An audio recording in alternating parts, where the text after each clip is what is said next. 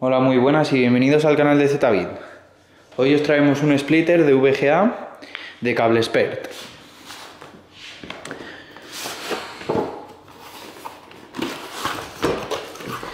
Aquí viene un manual de instrucciones. Aquí vendría lo que es el splitter, que esto es el apagado y encendido del mismo. Y aquí vendría el alimentador de corriente continua.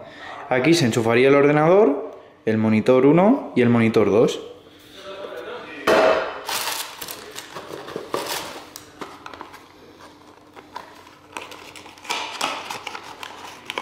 Aquí lo que viene es el alimentador de corriente. Y ya está, con esto tendríamos nuestro splitter de CableExpert para VGA. Un saludo y espero que os haya gustado.